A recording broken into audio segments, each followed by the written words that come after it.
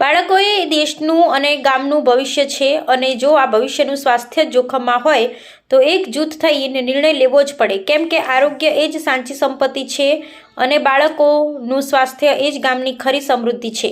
નમસ્કાર દર્શક મિત્રો, બનાસકાંઠાના કાંકરેજ તાલુકાના રાણાવાડા ગામમાંથી એક એવો ક્રાંતિકારી ને પ્રેરણાદાયી નિર્ણય સામે આવ્યો છે જેણે આખા પંથકમાં ચર્ચા જગાડી છે। રાણાવાડાના ગ્રામજનોએ બાળકોના સ્વાસ્થ્યની ચિંતા કરી ગામમાં નમકીનના પડીકાના વેચાણ પર સંપૂર્ણ પ્રતિબંધ મૂકવાનો ઐતિહાસિક નિર્ણય લીધો। આગામી 1 સપ્ટેમ્બરથી ગામની કોઈપણ દુકાનમાં નવા પડીકા લાવી શકાશે નહીં। દુકાનદારો પાસે જે જૂનો સ્ટોક છે તે પૂર્ણ થયા બાદ નવા પડીકાના વેચાણ પર સજ્જડ બ્રેક લાગી જશે। જો કોઈ દુકાનદાર આ નિયમનો અનાદર કરશે તો તેને ₹5,000નો ભારે દંડ ફટકારવામાં આવશે અને આ દંડની રકમ ગામની પુણ્યશાળી ગૌશાળામાં જમા થશે। એટલું જ નહીં, જો બીજી દિવસે પણ આ જ ભૂલ દોહરાવશે તો ફરીથી ₹5,000નું દંડ ફટકારાશે। બાળકોને જંક ફૂડ અને કેમિકલ યુક્ત પડીકાથી થતા ગંભીર રોગોથી બચાવવા માટે રાણાવાડા ગામે આ પહેલ કરી છે। તો ચાલો વધુ વિગતો માટે સીધા જઈએ રાણાવાડા ગામમાં, જ્યાં અમારા પ્રતિનિધિ જયંતિભાઈ ઠક્કર ગ્રામજનો સાથે સીધી વાતચીત કરી રહ્યા છે। આપ ગામના આગેવાન છો, ગામ લોકોએ નિર્ણય કર્યો છે કે પહેલી તારીખથી ગામમાં પડીકા નહીં વેચવામાં આવે, શું કહેશો?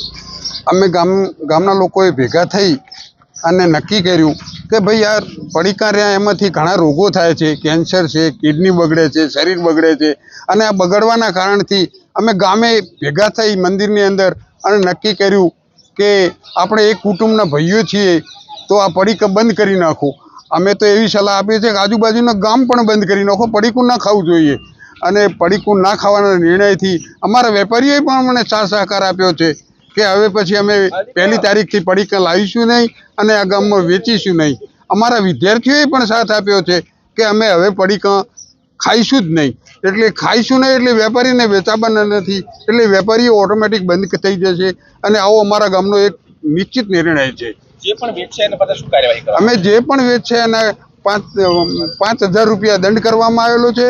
જે દુકાનદાર પકડાશે પહેલા દિવસે 5,000, એ દિવસે પકડાશે, બીજા દિવસે પકડાશે તો બીજો 5,000 દંડ લઈ અને ગૌશાળામાં આપવાનું નક્કી કરેલું છે।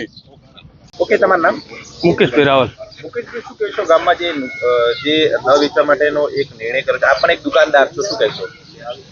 આ ગામ છે એ અમારું એક પરિવાર તરીકે રહે છે અને કાયમ ગમે ત્યારે ગામમાં કોઈ જરૂર પડે ત્યારે અમારા શિવ મંદિરની અંદરમાં મહાદેવમાં ગામ એકઠી થઈ કોઈ બી નિર્ણય કરે એ શિરોમાન્ય હોય છે અને ગામને એવું થયું કે આ પડીકા કેમિકલ આવે છે અને પડીકાની છોકરાને ખાવાથી ખૂબ બીમારી વધી ગઈ છે અને અત્યારે આપણે જો બાળક રેડી નહીં હોય તો આપણે શું કરીશું અને જો આપણું શરીર રેડી નહીં હોય તો શું કરીશું?